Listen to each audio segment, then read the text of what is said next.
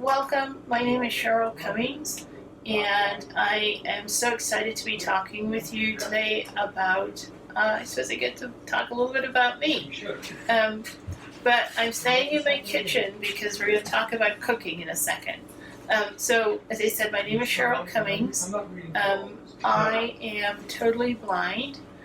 I became blind at the age of 13. Prior to that, I had perfectly functioning vision. When I was 13, I became really sick and ended up spending, 2-3 months in the hospital. And as a result of the illness I got, I came out of the hospital and I could do everything, but I couldn't see anymore. So what that meant is I had to learn lots of things. I had to learn how to read again because I could no longer read by just looking at a book. So I had to learn Braille. I had to learn how to get around because, again, I couldn't see to get around, so I had to learn how to use a cane. And I had to learn how to cook because, again, you couldn't see, and everybody was really scared that if I couldn't see, I would either cause fires or get burned, and just horrible things would happen.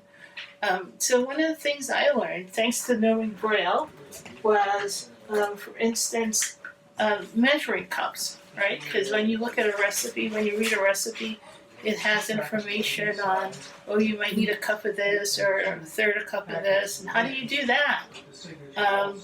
So, of course, different sizes you can sort of tell, but not always.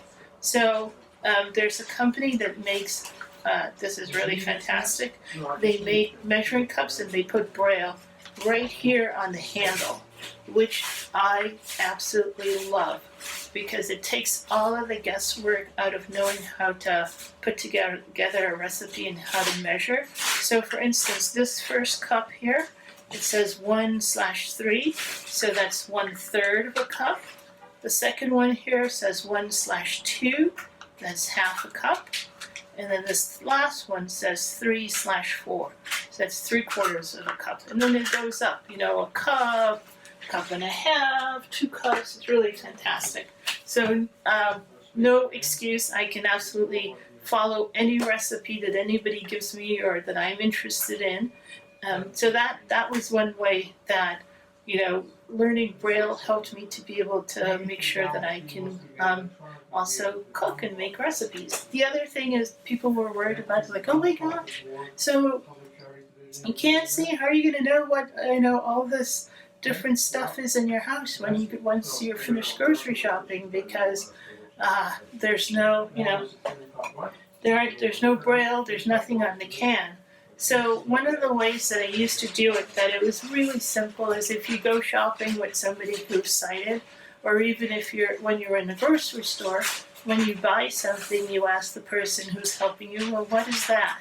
And then you could make it different. So like take something as simple as a rubber band, put it around the can like this, and now for instance, this can that's got the rubber band, that's my, I know this is fruit cocktail, or, that's my black beans or whatever.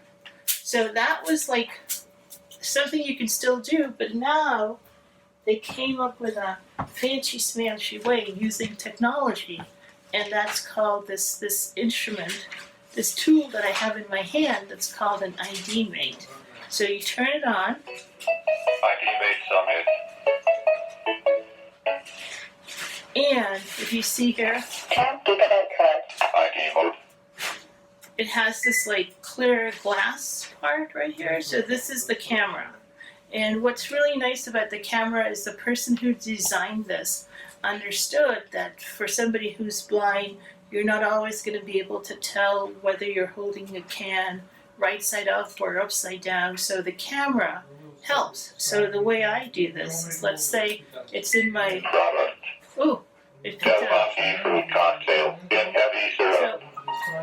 Package size. Do you hear that? It's telling me what it is, 15.25 ounces. how big it is, 32 grams. I know it's 15.2 ounces, and it's going to describe. Quality. Accessibility of brightness. No preservatives. So it says. Instructions. And now it's giving me instructions. Refrigerate any unused portion in a separate covered container. Serving. So it says refrigerate any unused portion in a separate serving container. So it's really fantastic. There are lots of solutions. There are solutions that can be really high tech, which would be something like this, an ID mate. And then there's simple solutions, which could be, you put a rubber band or you put a dot or something on the can. And the other thing people were really scared about is like, oh my gosh, can't see. How are you gonna actually use a stove?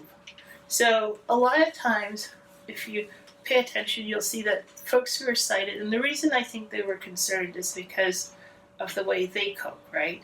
So folks who are sighted, a lot of times when they're getting ready to cook, they have the pot of whatever it is they're gonna make, and they turn the stove on first. They turn the stove on, and then they put the pot on the stove. So as a blind person, that is dangerous because I use my hands to sort of feel things, right? So what I do instead is I put my pot on first, and I'm not always great at this, but I try to make sure it's as centered as it can be. I check that out. No fire, right? See, I could do this. I could use my hands. No fire. No nothing. And once I feel it's in a good place, then I turn the stove on.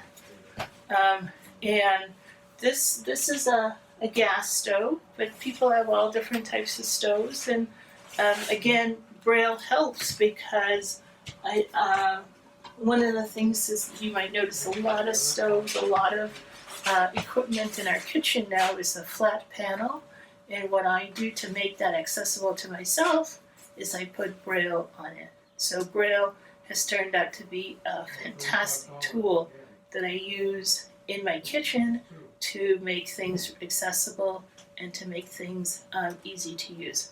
So it's been fun talking with you. If you have any questions about anything beyond cooking, if you want to know anything else about my life as a blind person, please feel free to ask and I will gladly answer. Have a good day. Bye.